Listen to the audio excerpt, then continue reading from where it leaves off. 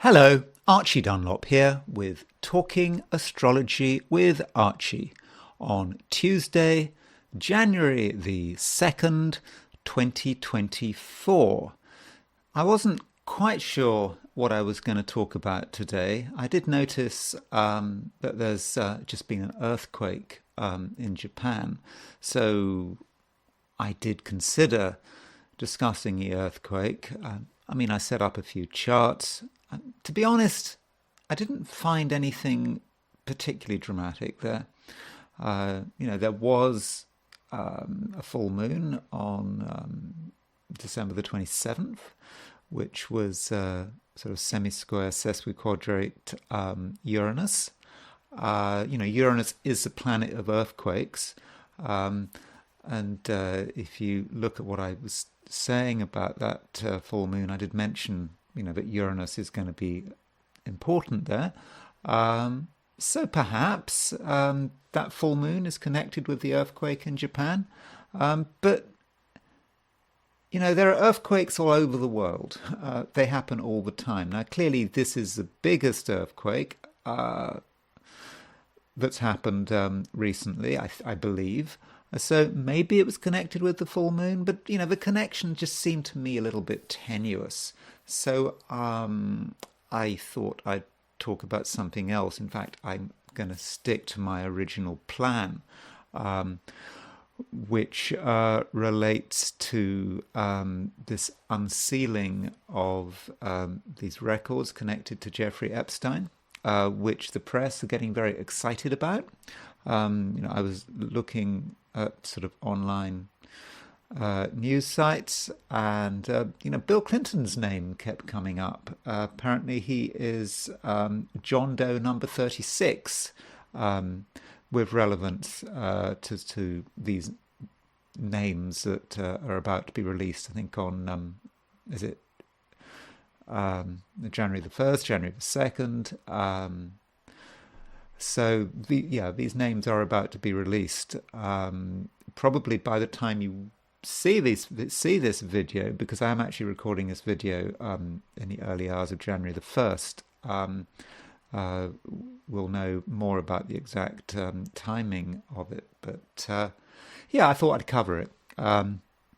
What, for example, is happening in Bill Clinton's chart? He's getting all this coverage. I mean, I'd actually read the articles, and in fact, they're not really expecting anything major to happen regarding Bill Clinton, but everyone likes talking about Bill Clinton, and so as far as this unsealing, it all relates to this judge. I think she's the chief judge of the U.S. District Court for South New York or something like that.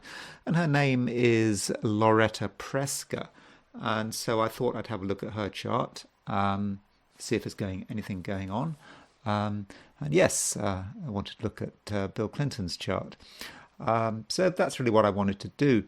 As far as this unsealing, right at the beginning of January the 1st, January the 2nd. It's kind of interesting what's going on astrologically, because the planet Mercury is going stationary direct. Mercury is the communication planet. When Mercury is retrograde, as it has been for the last few weeks, you get a situation where things get delayed. There might be speculation, but we don't actually get the news. So, the moment Mercury goes direct, it seems that we're going to have this unsealing. Another thing going on at the beginning of January, which I talked a lot about yesterday, is this square between Venus and Saturn. Now, Venus-Saturn squares can surprisingly be connected with promiscuity and sometimes prostitution. Now, that might not, on the face of it, sound particularly logical. Venus is about relating. Saturn is about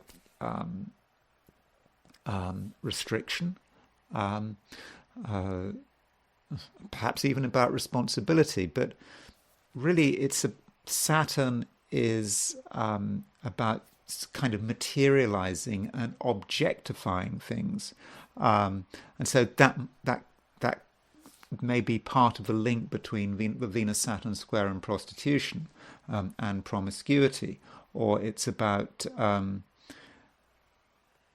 intimacy without love. That could be Venus square Saturn. So I think to me it makes sense to connect Venus square Saturn with prostitution and promiscuity, and so it is kind of interesting that we have got the Epstein, all these names relating to the Epstein case being unsealed at a time when we do have Venus square Saturn and we have Mercury about to going stationary direct. But before I look at those charts, I want to look at the astrology and the I Ching for today, which is Tuesday, January the 2nd, 2024. Okay, so let's see what's going on. Top right, there's Bill Clinton, a much younger Bill Clinton. I think that was probably done when that picture was probably taken when he was still president. What's the main thing going on? The moon is still in Virgo. So standard things about moon in Virgo. Moon in Virgo is into detail. Moon in Virgo can be a perfectionist, so it might be a day when we're trying our hardest to get things right. When we do notice small details, when if people are getting it wrong, we notice. So it's not a day for trying to hide things, particularly in terms of those material details. We can't just sweep them under the carpet. So that's the moon. Moon is always important. When I do this daily astrology, when I look at what's going on astrologically day in, day out, the moon is the most important planet. Of course, I know the moon isn't a planet; it's a satellite. But astrologically, we call the moon a planet to make it simple, because the moon moves much faster than everything else. The other planets just they don't really move much in a day, but the moon is always moving. It moves many times faster than anything else. So the moon is it's therefore action. It's action in a chart, and so we must always keep a close eye on the moon and what it is aspecting. Now, while it is true that the moon is in Virgo, if you are in the Americas, then late in the day the moon does move into Libra. So in New York, it moves into Libra today, Tuesday, at 7:47 in the evening. If you're in Los Angeles, that would be 4:47 in the afternoon. So in the Americas, towards the end of the day, moon does leave Libra. There is a change. People will be less focused on detail. They'll be more relaxed, better able to deal, with people's mistakes. But there is a crossover between Libra and between Virgo and Libra. When two signs are next to each other, yes, they are very different. But with Virgo and Libra, I don't think the difference is as massive as it is with some of the other signs. Libra does like to get things right, like Virgo. But what Libra likes to get right is the social customs, the social conventions. There's always a way to to behave when dealing with people. It's all about understanding the people we're dealing with and behaving correctly. You know, most Librans, you know, don't like to upset the apple cart, though Librans know what it takes to upset the apple cart. So a few Librans can be real mavericks, and because they understand what is required to upset the apple cart, then they can actually enjoy doing it. So yes, so America's late in the day, you might see a change, but I think for most of us, you know, it is a Moon in Virgo day. So what is the main thing going on aside from the Moon being in Virgo? Well, if you look at this chart, you'll see that there's the Moon in Virgo, and you will see that it's opposition Neptune in Pisces. This aspect is not unusual. Moon makes an opposition to Neptune every month. Nonetheless, it is a kind of chaotic aspect. It's like trying to hold back the water.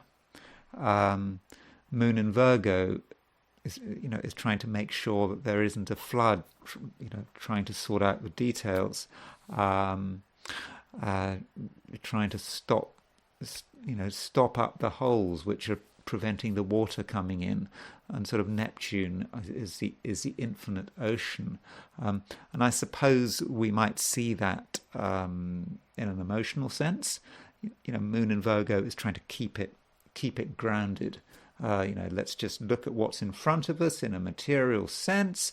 Let's not get emotional. That's just a distraction.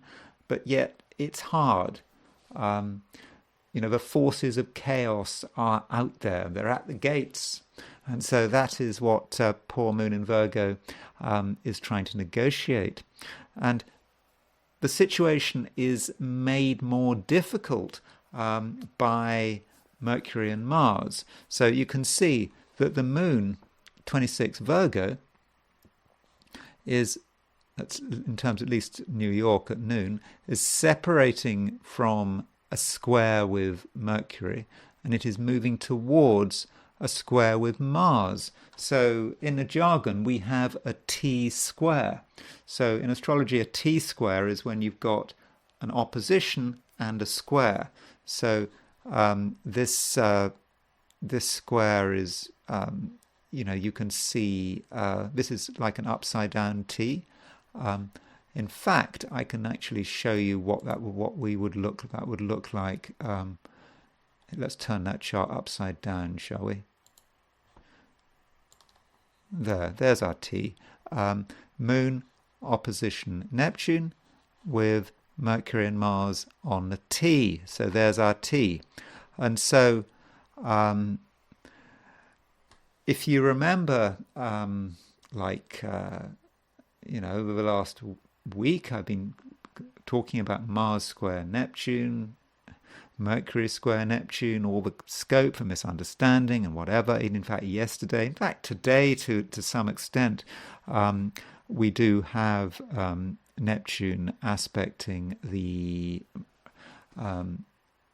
Mercury-Mars midpoint. So it just brings it all in, all these planets, the Moon, Neptune, Mercury, Mars. For a few hours, they all come together. And so it can be quite a difficult, quite a chaotic time where, yeah, plenty of scope for making mistakes. You know, we try our hardest to make sense of it all, but I'm afraid it can be very difficult. So I would suggest that you're very careful when dealing with emotional matters, other people's emotions and your own emotions, because your emotions maybe at the moment, maybe they're not your friend. Your emotions could lead you in different areas, and areas which you probably don't want to get involved in. And your emotions could encourage you to reach the wrong conclusions. So I think real caution is required while this T square is operational. Now, it's going to be operational at different times for different people. I understand that I'm talking to a global audience, but it's just something we have to be aware of. If you're in the Americas, probably the time where you're going to be most vulnerable is sort of between probably about 8 in the morning and 4 in the afternoon, something like that. If you're in Europe, a bit later, Australia, New Zealand, even later than that. But just be aware of what's going on there, and this aspect between Neptune aspecting the Mercury-Mars midpoint. Yes, it was particularly strong yesterday, but that aspect is still around. It's still going on, and we just have to be so careful that we don't shoot our mouth off, get into arguments about perhaps getting into arguments about subjects we don't really understand, or deciding to criticize someone without thinking it through. Have we really got it right? Is it worth the effort? And then, how do we get out of this situation once we've created it? So I think a fair amount of caution is required there. Okay, so that is the broad picture for today, astrologically.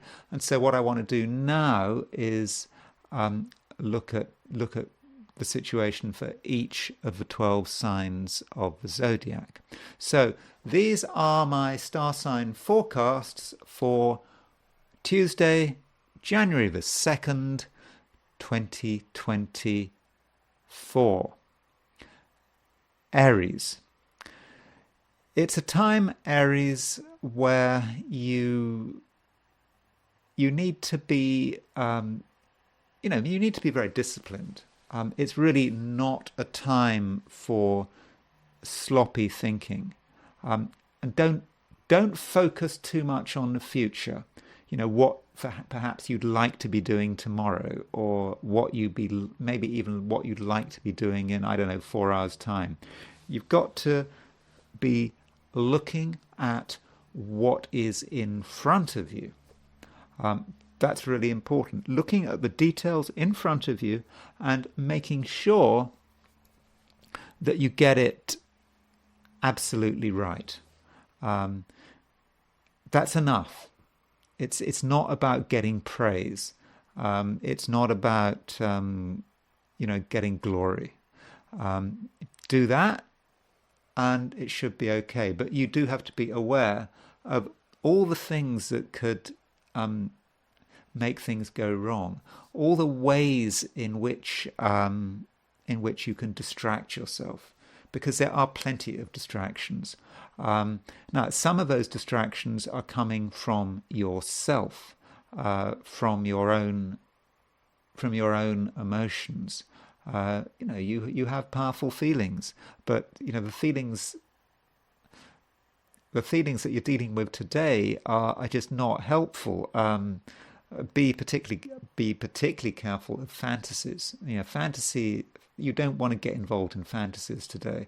You need to consider what you're doing in the real world, and that's really important. And just do it, one step at a time, and don't let other people's feelings distract you, because if you find that the people around you are getting emotional, then your own emotions are going to start interacting with their emotions, and it's just going to be an almost sort of toxic emotional soup where you could, in the end, fly off the handle, say something that you later regret. That has been a constant theme for Aries over the last week. Saying things without thinking it through. Still there, still a problem, and that's going to be a major distraction. You need to think about what you need to achieve today, and I'm not talking about some massive goal.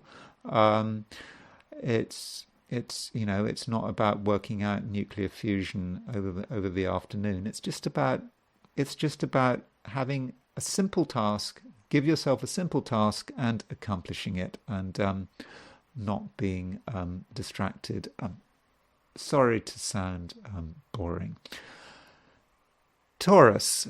I think Taurus, it's a reasonable day. I think you are going to be quite creative, but creative in a methodical way. Creativity, yes, it does have an inspired quality to it, or it can have an inspired quality. Perhaps having a dream about what you want to do, what you should be doing. Having that sudden inspiration, whether you're awake or asleep or one or kind of in a halfway twilight zone.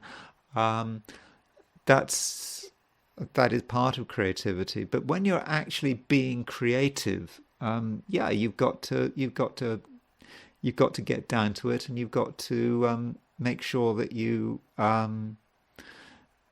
do sort out the details, and don't worry too much about what your friends and associates are saying. They have their own ideas about what it means to be creative, but really the only ideas that matter are your ideas. Now, I don't want to suggest that the day is all about you being a dedicated artist. There are other things going on, and I think that some Taurians are actually going to be sort of strangely ambitious, in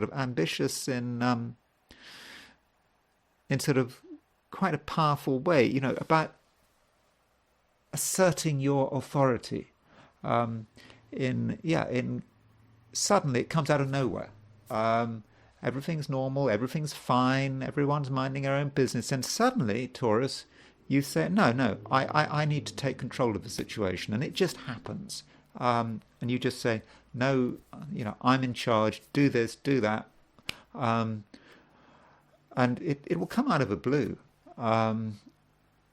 Is it a good idea? I don't know, it depends. But you do have to consider the possibility that it is a rather inappropriate, over-the-top thing to do that might not do you any favors. But you have to consider. You do have to consider the situation. Gemini, I think you probably need to understand your limitations. You haven't got as much power as you think you have. And if you try to take on too much, especially in terms of sort of work and career, you might just get completely overwhelmed, and you might make mistakes. It would be better today if you were to make some effort to ground yourself, to really focus on making sure that everything that can go wrong, might possibly go wrong, is all sorted out. You don't have to go anywhere. You can just stay in one place, sort yourself out, and then things should be much better, should be much easier, and then you can start addressing yourself to the way in which you can establish your authority. Though, having said that, if you are in the Americas, then late in the day, I think you can be more adventurous. You can start to perhaps interact with your friends, other people who might be important to you, and you can start showing them what you can do and how clever you are. So yeah, there may be a possibility that you can show off, but I think you have to be in the Americas, and it has to be something that takes place probably later in the day. And one final thing, if someone tells you what to do with enormous authority, they sound really, really authoritative. They sound and authoritative, not just, they sound as if they really know what they're talking about. You need to consider the possibility that really they don't. I mean, you could be distracted by authority figures, and those orders, people telling you what to do, those orders are based on what? They might be based on false information. So consider that possibility. Now, I'm not saying that you need to that you should be defying authority. You don't want to lose your job or end up in prison or whatever. But you just need to be aware of it. You need to take that into account when you go through the motions of following a set of instructions. Cancer. It's a day when you do need to be a little careful, because the moon, which is your ruler, is making an opposition to Neptune. Indeed, it's making a square to Mercury and Mars as well. So there's a lot of agitation, I think, and if you're honest with yourself, you may not actually be able to see too far ahead. So it's like maybe driving through a snowstorm. You can see perhaps 10, 20 yards ahead, but try to look too far. And if you're honest with yourself, it's just a blizzard, it's just a haze. You can't see what's going on. So you need to accept that. You need to just not overcommit. Not just plow forward regardless. Just understand that because you can't see the full picture, you're not in a position to make huge amounts of progress. Now, there is a danger that you feel a sense of frustration, and you might take the view, well, you're going to have to do something anyway. Let's go for it. We'll somehow sort it out. No, that's not a good approach. I think you need to be cautious. And on a completely material level, like in the world you're living in, if you're driving, for example, be extra careful.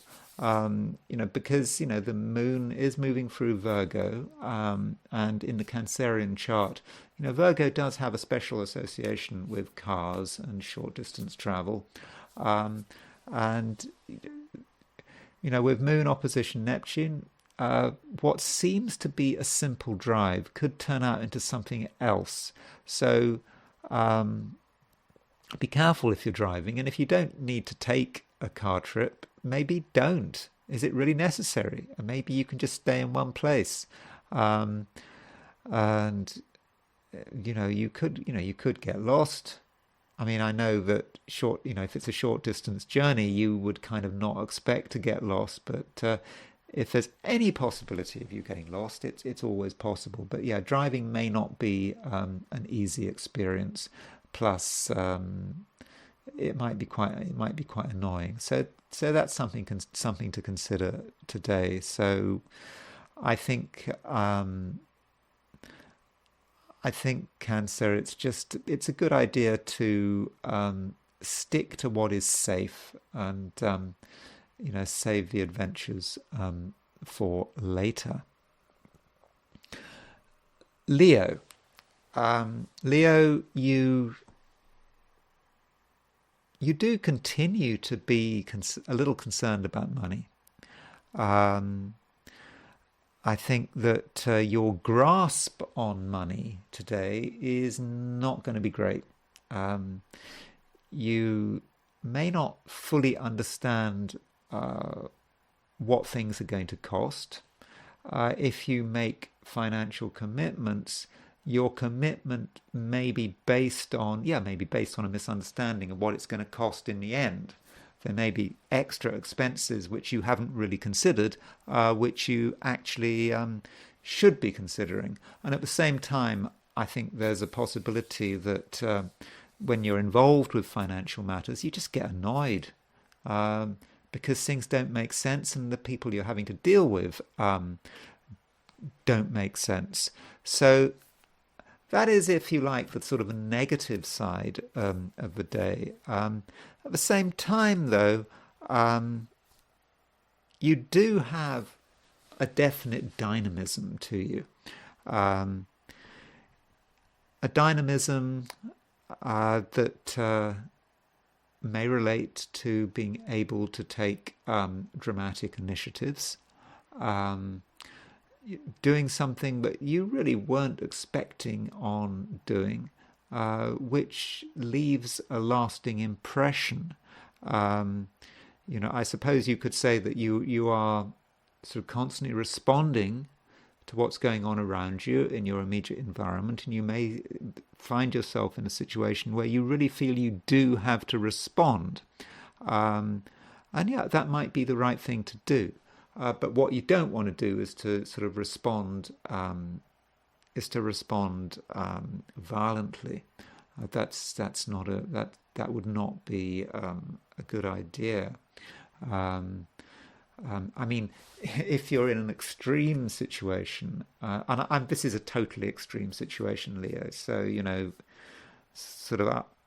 I know, I'm in the US, and people carry guns in the US. Open carry. I think the Washington State, is an open carry state. But if you're the kind of person that walks around armed to the teeth, you routinely carry guns, I think you do have to be careful, because you might respond in the wrong way. That's a bit of a dire warning. It'll probably be fine. Perhaps I'm letting my imagination run away with me there. On a more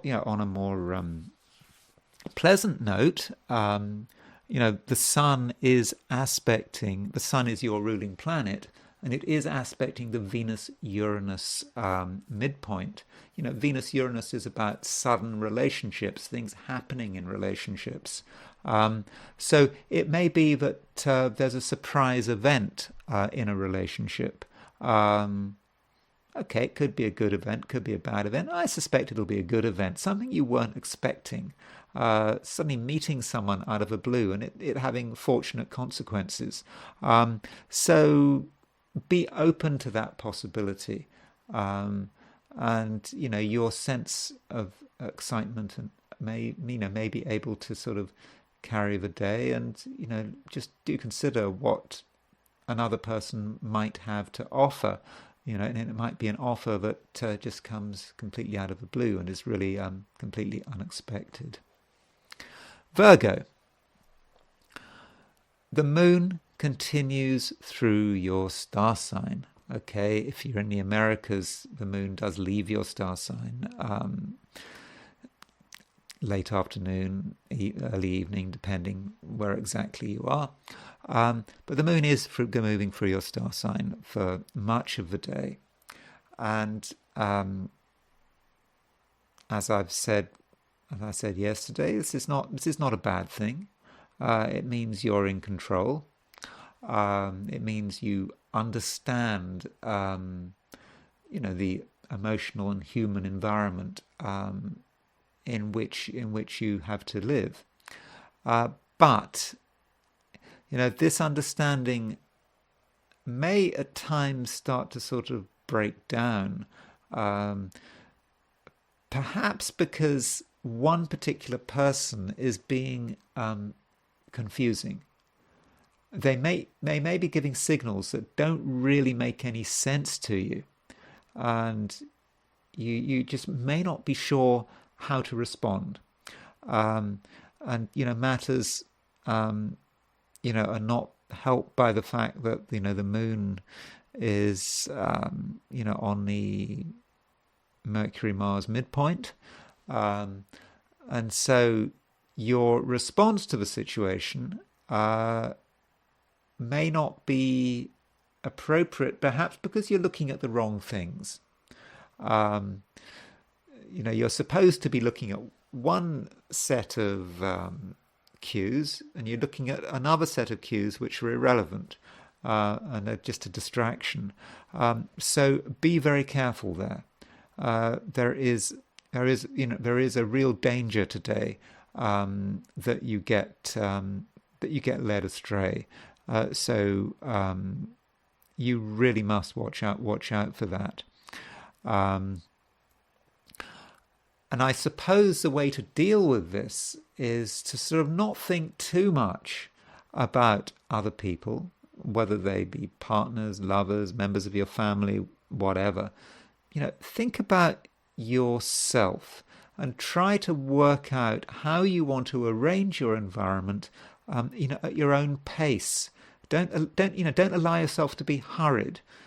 Don't allow yourself to be deluged with irrelevant information. Just trust yourself to listen to your feelings, not listening to other people's feelings, not just listening to your feelings, your intellectual judgment, and to then just work out your environment in your own way. Then you'll be in a position to to move forward. So try to be in control, because the moon is in your first house. The moon is in your star sign. So this is a time to be in control, and just don't be flustered by outside influences which could just act as a major distraction.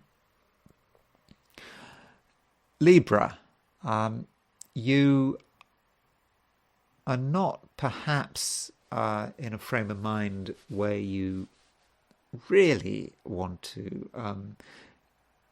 interact with the outside world. Not in a sort of full-blooded way. Remember, Venus, until has been making a square aspect to Saturn. Venus is your ruling planet, and I know that square aspect to Saturn is starting to break up, but it is still there, and so that does mean that other people could still be problematic. And from a social perspective, the only way in which you're going to effectively deal with other people is to really assert your authority, and to tell people what's right, what's wrong, that kind of thing. I don't think you'll be in the mood for that. I don't think that's something you're going to want to do. But if you do find yourself surrounded by people, there's a danger that they annoy you, they get in your way, and so it's not going to work out. And unless you can really tell them how it is, unless you can almost be quite dramatic about it. So that's certainly something you need to be. That's certainly something you need to be aware of. Though, if you're in the Americas, then late afternoon, this evening, the moon does change sign. It moves from Virgo into Libra, and that's a very different picture. So if you're in the Americas this evening, it should be different. I think you're going to be better able to deal with the people around you, and you're going to be better able to deal with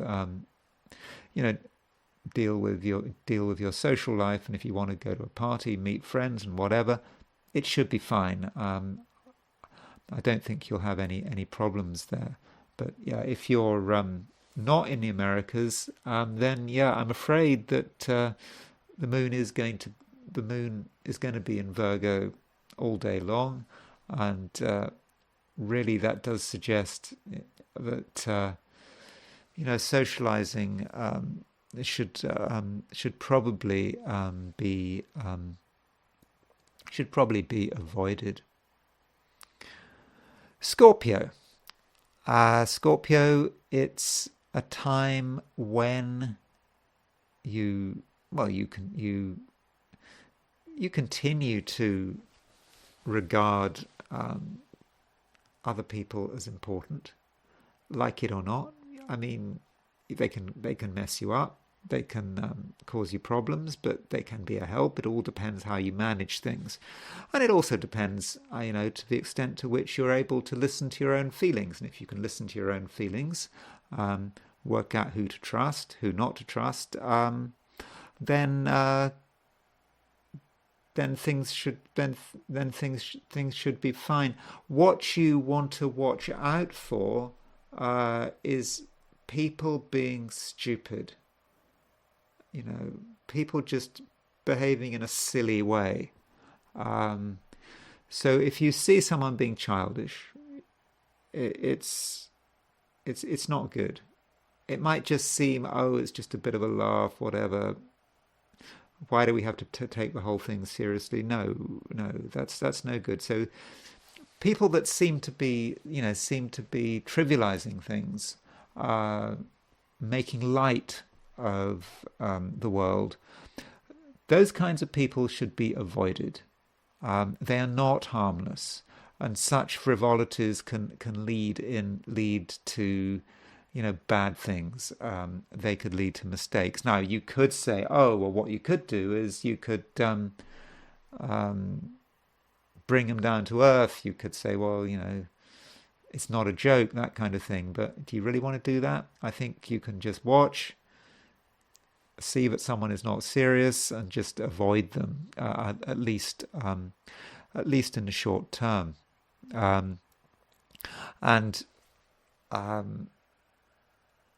It does seem also that there is going to be one person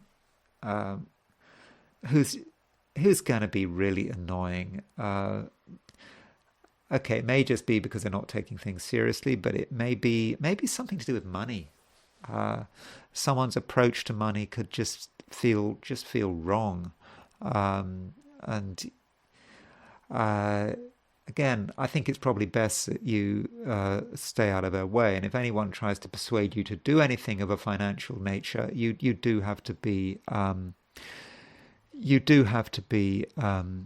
extremely careful. So, on balance, I would have said choose your friends carefully, and as the day progresses, I think you're going to feel an increasing need to retreat and to fall back on your own resources, and that's fine. You don't have to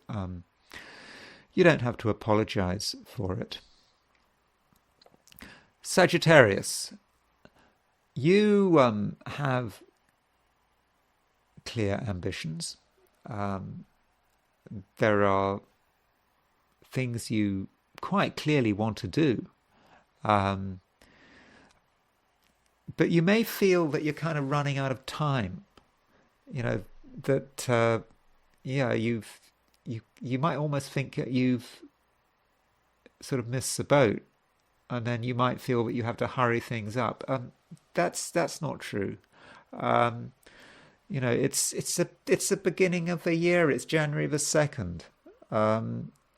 There's not much going on, and so any feeling that you've missed the boat, that your ambitions are going to not be achieved, is it's just you. I know you're in a hurry, but you don't have to be in a hurry. You can tidy things up a bit. You can do your best, but just don't expect either yourself or the people you're working with, dealing with, to be on best form. And just have modest expectations. Um, I'd I'd also suggest that you are wary of taking advice, especially from members of your family. I think your family do have pieces of advice for you, um, perhaps about work, career, what you're doing with your life, but and they mean well, but they are very subjective. Um, they're kind of projecting their own way of looking at the world onto you, and their way of looking at the world and your way of looking at the world are different. Um, so just accept that, and so just keep doing it, keep going, and don't push yourself. Um, and by the end of the day, yeah, certainly if you're in the Americas, you can start to think not just about the material side of success, but you can start to think about something a bit broader. What are you here for? What do you really hope for in the world? Uh, what do you hope for in your career if you have a career? And what would you like to happen?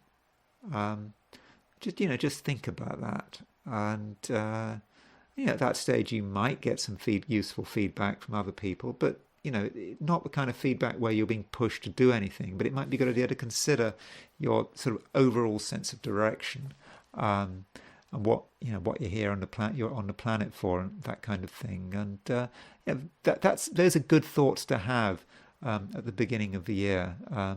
So you can start thinking about how you'd like to be at the end of the year. Capricorn. Capricorn, you kind of feel that it would be better if things were different.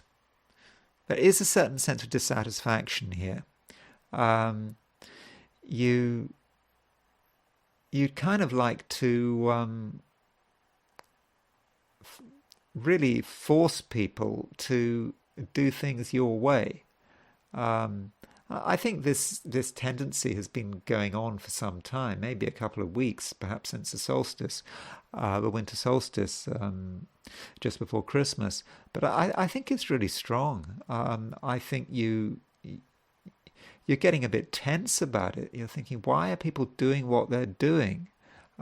You really feel a need to, force people to do things your way or to see things your way. I think it's going to be hard work if you really take that approach. If you start to see the people around you as being an obstacle, because they're not an obstacle. People are people. They have their own ways of responding, and it's not reasonable for you to expect everyone to sort of configure themselves in such a way that you can get your way, but in such a way that you can feel comfortable, because the world is not there simply to make you feel comfortable. Still, you are seeing things, and that's what matters, really. It's about what you're seeing, what you're witnessing. Hopefully, Capricorn, you're seeing and witnessing things which are, outside your normal experience. Hearing people say things that you haven't heard before. You might not like what you're hearing, but it's different, and that's good. Perhaps going to places you've never been before. It might feel uncomfortable, but this is a new experience. And you're picking it all up and sort of getting a wider picture of the way things could be done. and you're perhaps coming to the conclusion that you haven't got all the answers. And then that would mean that over the next day or two, you can start distilling this knowledge and experience into a concrete plan of action. And then I think, as the week progresses, you can start seeing real results. Aquarius, it's not the most exciting day. It's a day when you are probably quite focused on yourself and your own interests. You're not really in the mood for relating to other people on a sort of normal level. Just sort of idle chit chat, that kind of thing. No, Aquarius. I think you're taking life quite seriously. There's nothing wrong with taking life seriously, but in the process of taking life seriously, you might take a wrong turning.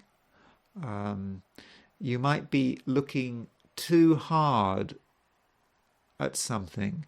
And when you look too hard at something, you can stop looking at lots of other things. There are other things you should be looking at, and you get caught on one thing, and you just look at it, and that becomes the lens at which you see the whole world. And as a result, there is scope here for making a serious mistake. And I should say you have to be careful with money. Not sort of regular money, money, day-to-day spending, that kind of thing. If you're involved with anything that is complicated, money and money that perhaps relates to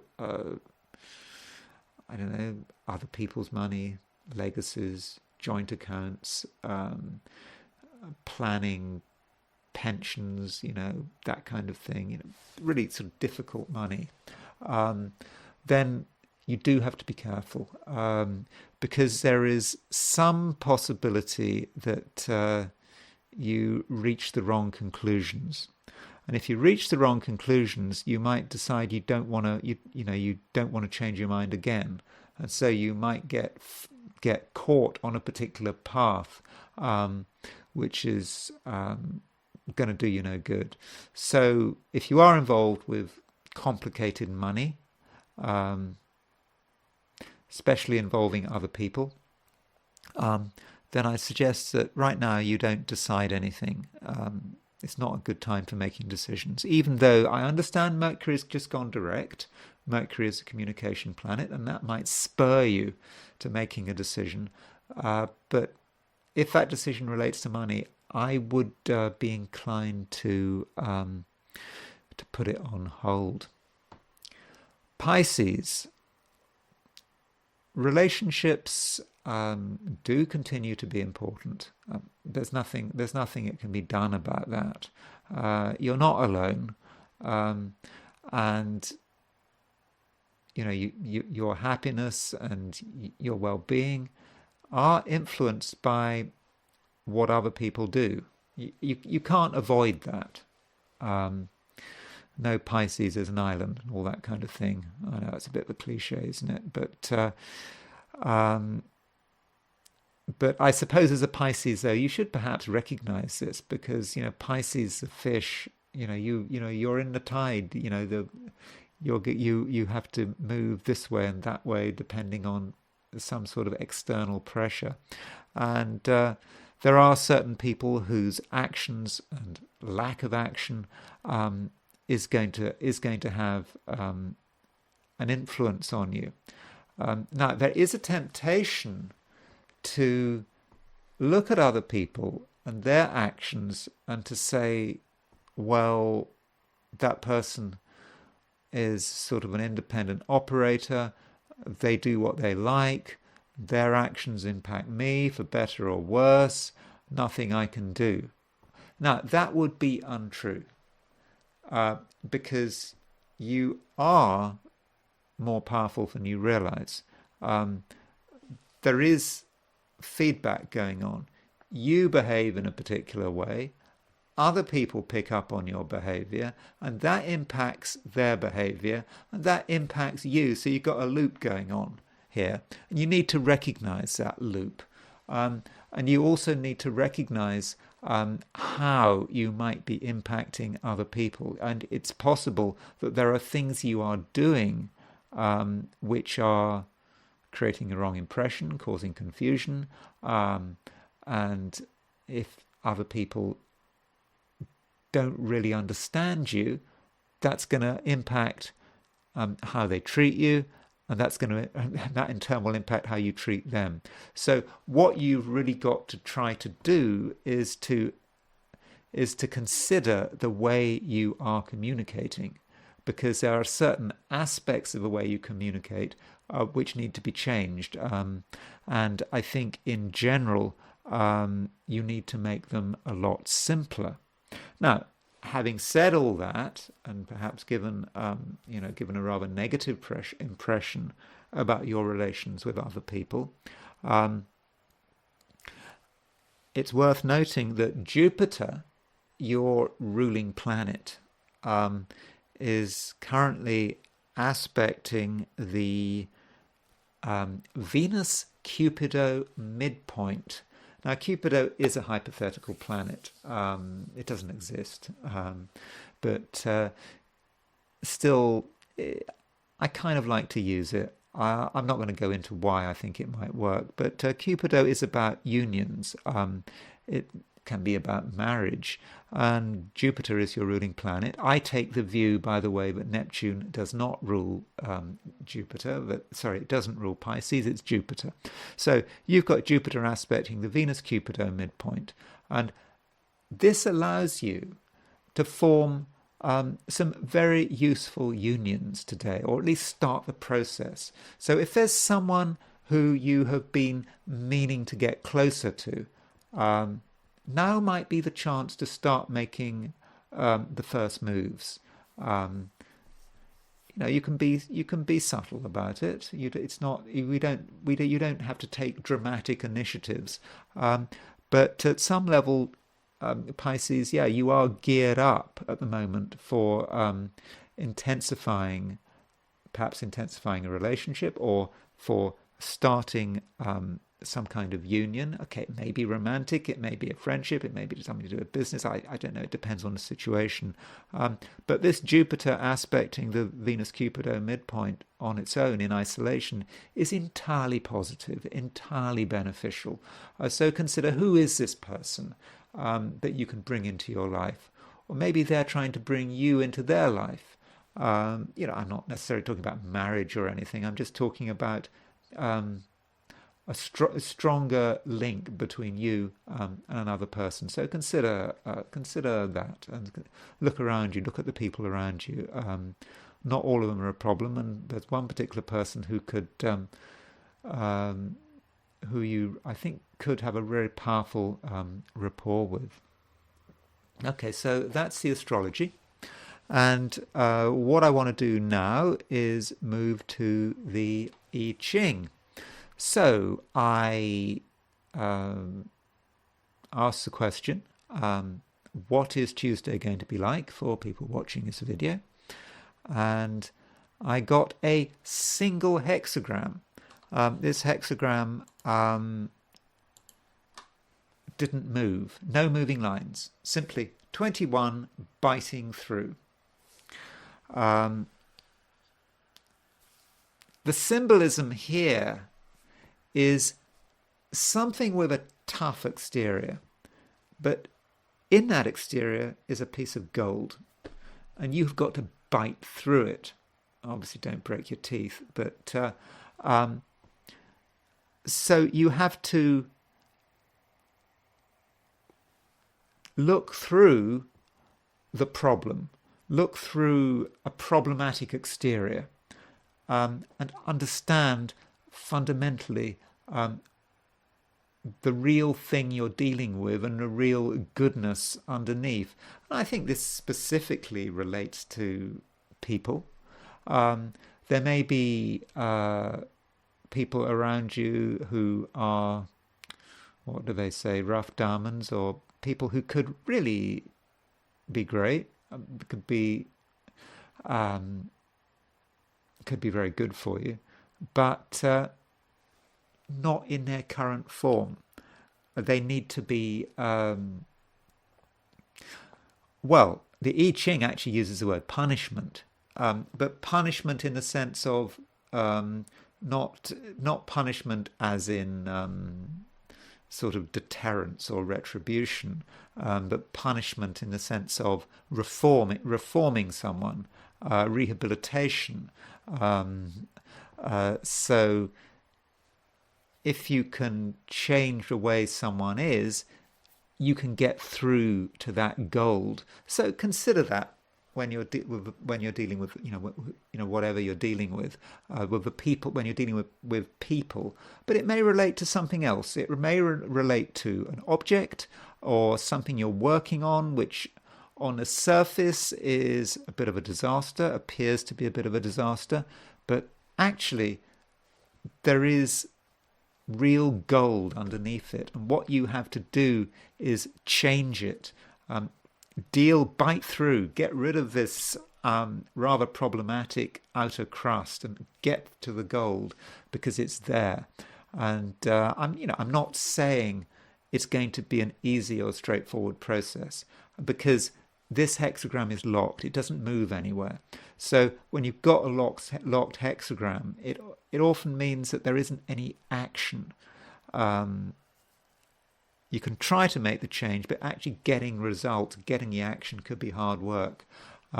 So this might mean that it's actually an ongoing project. It's not something you're going to complete today. It's something you need to start working on, and you need to perhaps wait to get the opportunity to really, really get through to that heart of gold. Okay, so that's the I Ching, and I now want to look at all this stuff going on with Jeffrey Epstein, and he doesn't go away, does he?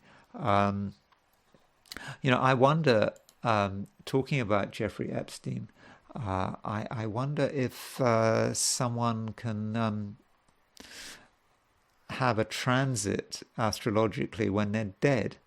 Is that possible? Because if you look at Jeffrey Epstein's chart, I don't know his time of birth, by the way, but here's Jeffrey Epstein's horoscope, and if you take noon as his time of birth, he's got his sun at 022 Aquarius, so that means that Pluto goes into Aquarius at the end of a month, and so Jeffrey Epstein is going to have Pluto conjunct his sun. We don't know precisely when, but probably late January, early February. His sun might be in Capricorn. It is a possibility if he was born at the beginning of the day on January the 20th, 1953. So that may be when he really is able to assert his power. That's a possibility with that sun in Aquarius. It's quite sort of power hungry, having Pluto conjunct the sun. So I don't know if he's still around for watching things from the grave, or wherever else he might be. Maybe he'll be affected by that transit. So as far as this unsealing, as I said at the beginning of this video, I think it's very interesting that this unsealing happens when sort of Mercury is going direct, and we've got Venus square Saturn. And I read two articles. I think one was in the Daily Mail and the other was in the sort of New York Post, which kept talking about Bill Clinton. I think I saw him in other places talking about Bill Clinton, and the fact that he is potentially what was he, John Doe number 36. I don't think these articles are sort of suggesting that he is necessarily going to be implicated in anything, but I assume this is weighing in on him. And so I was just wondering, what is going on in Bill Clinton's life? So here is Bill Clinton's chart. I'm not really necessarily saying anything is going on in his life, but we do have a time chart for Bill Clinton, born on August 19th, 1946, at 8:51 a.m. in Hope, Arkansas. And, the fact that Bill Clinton has got himself into all these sort of rather embarrassing situations involving women, and we had the Monica Lewinsky thing, it's kind of in his chart, isn't it? Because, he has got an exact Mars-Neptune conjunction in his horoscope rising. Mars-Neptune conjunction is about sleaze. It's about getting involved in things you should not be getting involved, you should not be involved with.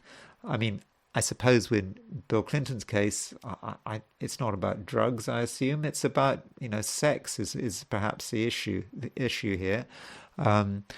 Although I do understand that there are some people that really can't stand Bill Clinton, and they look at him and his wife and they wonder what they're getting involved in and their impact on the world and that kind of thing. But I don't know. I'm not really in a position to comment. But that Mars-Neptune, yeah, it's a problem. Of course, it probably having that Mars-Neptune has helped him in terms of his sort of charisma and attractiveness, which helped him become president, particularly as you've got his Venus-Mars, he's got Venus-Mars conjunction tied in with Neptune. Yeah, that tells us why that's one of the reasons why he is so charismatic. Whatever you think of him, as a politician, he was charismatic and he knew how to get the votes. If Hillary Clinton had listened to his advice in 2016, I would guess she would have won. I think he knew what was required to win that election. But I think she decided to get her advice elsewhere. So that is what is in his chart. And I suppose if you've got a Mars-Neptune conjunction, that kind of, the problem of having a Mars-Neptune conjunction is that it might encourage you to get involved with someone like Jeffrey Epstein, who is, of course, almost a personification of sleaze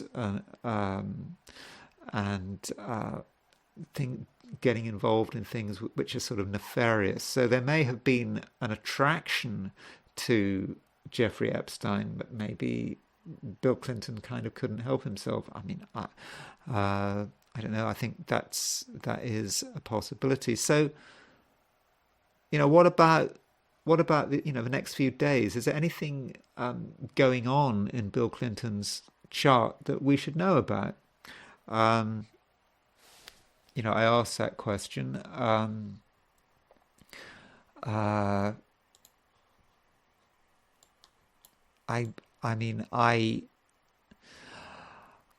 I'm not entirely convinced that there is a great deal going on. On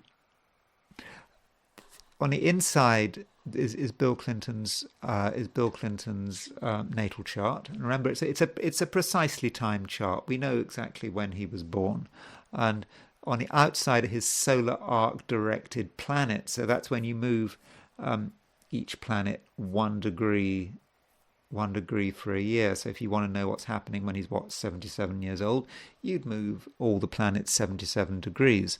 So is there anything here which indicates that there might be a problem? Okay, his solar arc directed sun is at 11 degrees Scorpio. And his natal, actually 11 degrees 58 Scorpio, and his natal Pluto is at 11 degrees 51 Scorpio. So right now he has got his solar arc directed Sun square his natal Pluto. And, Pluto is a generational planet. Often doesn't actually work. But if you're a politician, former president like Bill Clinton, I think that probably does work. He is Pluto in Leo. That's sort of the classic early baby boomer placement. Pluto in Leo. Leo is perhaps a generation that thinks it's wonderful, Pluto in Leo. That's a possibility. I mean, not everyone in that generation, but some of them. If you've got Pluto in Leo, a great sense of his ego. And again, perhaps most people born with Pluto in Leo don't really pick up on it. But if you're president of the United States, or if you have been president of the United States, that Pluto in Leo might actually start to have the nature of a personal planet. Because you are, as President of the United States, you are subject to transpersonal forces, which ordinary people perhaps are not. And so his Sun, progressed Sun, hitting that square of Pluto, he's starting to feel it. And it may well be that the sort of obsession of Sun square Pluto maybe it's wrapped up with what's happening now with the unsealing of various names, and the fact that he is John Doe 36, and so there may be something going on, but it is just one it's just one direction. As far as the transits are concerned, so this is his natal chart in the middle. Does he have any major transits at the moment? I wouldn't have said that he necessarily did. I mean, he's got Uranus conjunct his moon at the moment. But this is quite a long-lasting transit. It's not even exact. It's nearly a degree off. So the moon, female planet, might relate to the sort of women in his life, might relate to Hillary.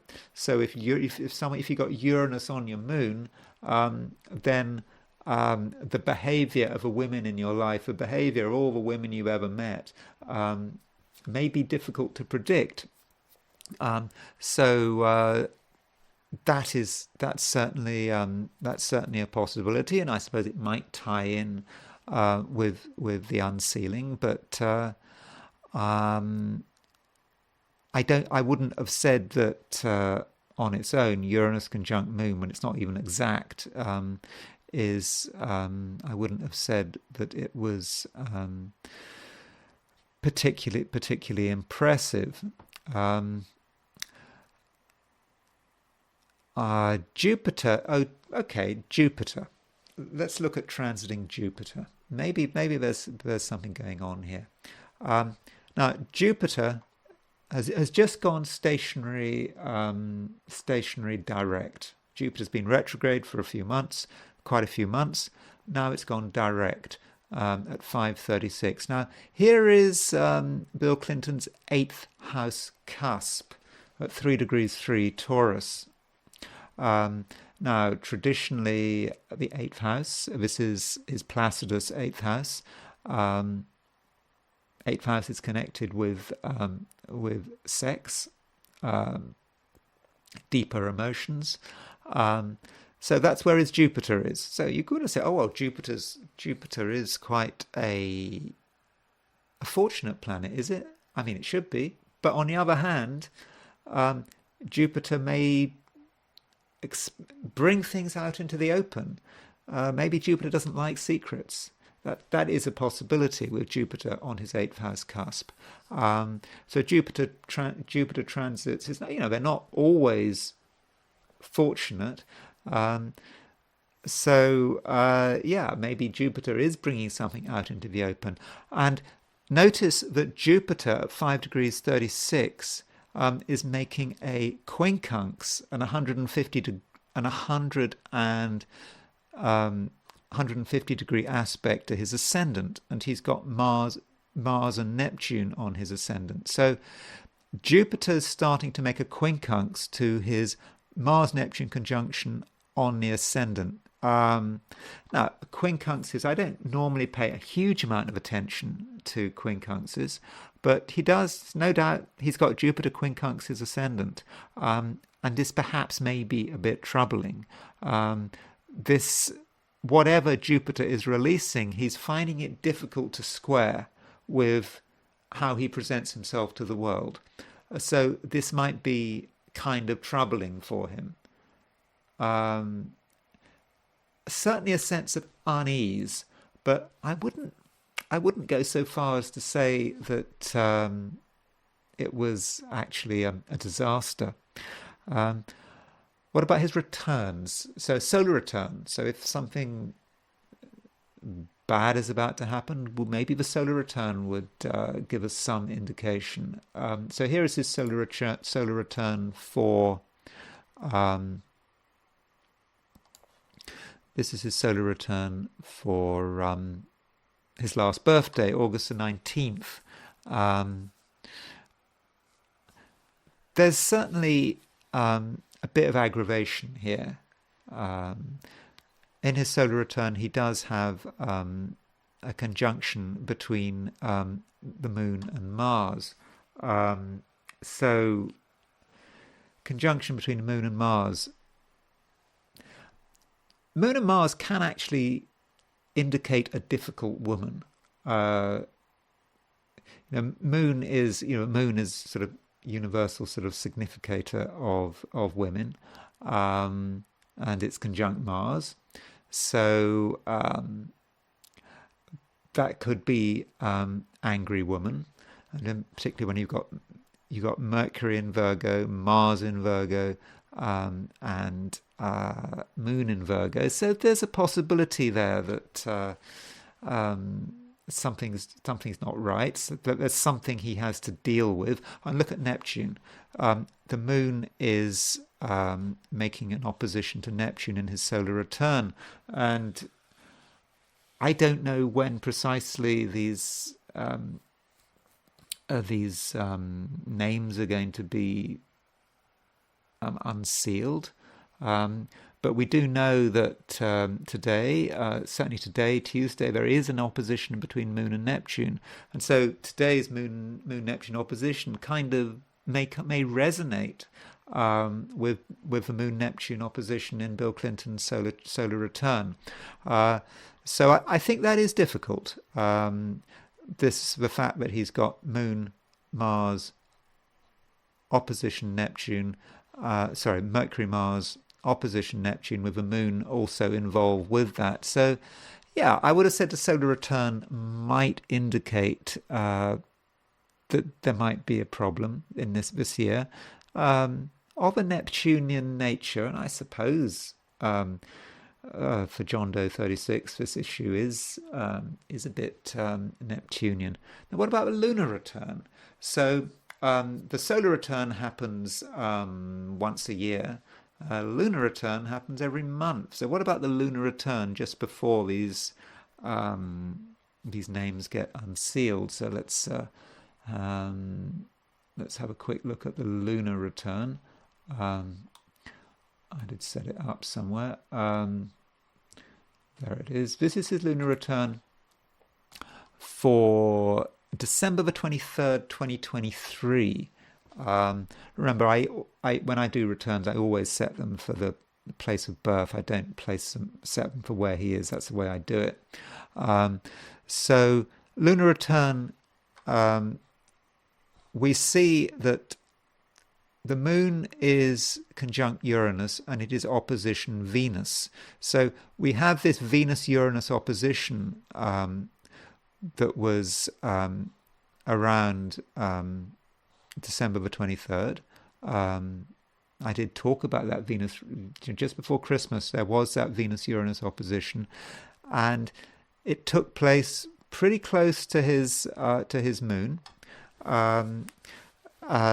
So remember what I just said about Uranus transiting his moon.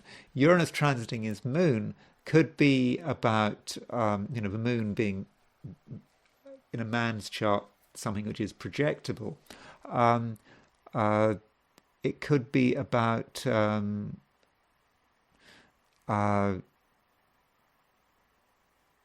woman or women in his life, maybe from the past, who behave in an unexpected way, perhaps unexpected for him. And so this lunar return picks it up. Moon, you can see, moon conjunct Uranus, and it's in the fourth house. The Uranus is quite close to the IC, so it's on quite an important angle, not exactly on the angle, but I think that that lunar return might indicate a few problems there. But we should remember that these, from what I've read about this unsealing, it's not expected to be a particular problem for him. I think it's all stuff that one already knows. And this leads me to my final and subjective way of looking at it, where I asked the question, I asked a horary question. I set this chart up. I asked the question, will Bill Clinton be seriously damaged by further revelations relating to his links with Jeffrey Epstein? So that's what I did, and I set up a horary for it. Now, when I interpret this horary, I understand that different people might have different ways of approaching this chart. And the most fundamental thing is, where is Bill Clinton? Is Bill Clinton the 7th house, or is he the 10th house? Now, I'm the person asking this question. That's the first thing to say. So, Leo rising. Because Bill Clinton didn't ask me this question, I asked this question. I wanted to know. So that's the subjectivity of a horary chart. I'm in the chart as the person asking the question. So Leo is rising. That makes me sun. I'm the sun at 10 Capricorn. That's me. And you can see that the moon is in the 2nd house, and the moon is making a sextile to the sun. The sun is not making any dreadful aspects, so maybe this horary is not going to damage me in any way. One's always worried about getting things wrong. Reputational damage, that kind of thing, I don't know. So that's me. What about Bill Clinton? Now, I would be inclined to say that Bill Clinton is someone I don't know. He's just a person I don't know. I know of him, but I don't know him. So you could say, well, he's the 7th house. On the other hand, you might say, well, he is ex-president. He is President Bill Clinton. We use his president as this sort of emeritus title because he has been president. So you could say, well, he's 10th house. So you could argue that Bill Clinton is Jupiter. Reason you would argue that Bill Clinton was Jupiter would be because you've got the 10th house. Ruler of the 10th house is Venus, and Venus is in Sagittarius, but Venus doesn't really fit Bill Clinton. So we have to make it in mutual reception. But we know that Venus and Jupiter are in mutual reception. So we can therefore, Venus is in Sagittarius, and the ruler of Venus is Jupiter. Jupiter is in Taurus, ruler of Jupiter is Venus. So we could say that Bill Clinton is Jupiter, and certainly if Bill Clinton was Jupiter, he is not going to be seriously damaged. It's not a big issue. If we say, well, hold on, he's not president anymore, he's just a private individual, and I'm inclined to say that. I'd be inclined to take Bill Clinton as a seventh house. Seventh house, Aquarius on the seventh house. Therefore, Bill Clinton is Saturn. Saturn conjunct the eighth. I know it's technically in the seventh, but it's only 3 degrees from the eighth house cusp. I'm using a Regiomontanus house cusp, by the way, because I take William Lilly's approach to horary astrology, and William Lilly in the 17th century used the Regiomontanus house cusps. So Saturn's not in a great position, but is it actually being damaged? Is it being attacked? Well, Venus is making a square to Saturn at the time I asked the question. Venus is, and so what would Venus be? Venus is possibly a woman, in quite a strong position, who is kind of moving towards Saturn. That suggests an irritation, I would say, Venus moving to the square of Saturn. But at the same time, I'm not convinced that it's a complete disaster. I don't think it's. My feeling is it's not really a major issue.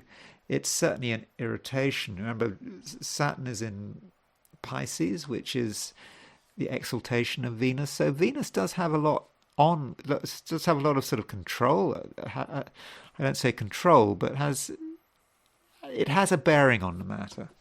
And I don't think that it's just going to be I think that as a result of its unsealing, I suspect that Bill Clinton is not going to be happy about it, and there are things perhaps he has to deal with. But I don't think it's strong enough to say, oh, it's a complete catastrophe or anything like that. So in terms of my question, I'd say no, it's not going to be, because I asked about serious damage. I don't. Although he's being mentioned by the Daily Mail as John Doe 36, I don't think it's trivial, the kind of damage, but I think there's some damage. But I don't think it's huge. One point about this chart is, notice the moon. The moon is in the second house cusp. In a horary, you often look at the house that the moon is in, and you ask yourself, and the house of a moon is saying, what is this question really about? What's it really about? At least I think that's what, when I did a course in horary astrology, my teacher, Olivia Barclay, I think that's what she suggested, that the moon is what the chart is really about. So the moon is in the second. In some ways, maybe the question is about money. There is a financial dimension here somewhere. I don't know. Is someone trying to benefit financially? That may be a lot of maybe a lot of what's going on with this unsealing, and how it relates to Bill Clinton, and how he might be impacted by it. So that's what I saw. So that's it. That's Bill Clinton.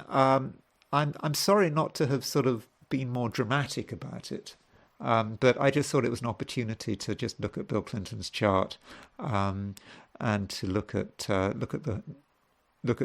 some return charts, directions, and to consider the horary I asked. So that's it, and I suppose very soon we'll find out what impact this unsealing is going to have, if anything. Okay, so thanks very much for watching this video. Yeah, if you like this video, then feel free to press the like button. And if you're not subscribed and you like the video, then I'd be very grateful if you subscribed. And if you want to buy me a coffee, there is a link in the description. So thanks again for listening, and I will talk to you again tomorrow.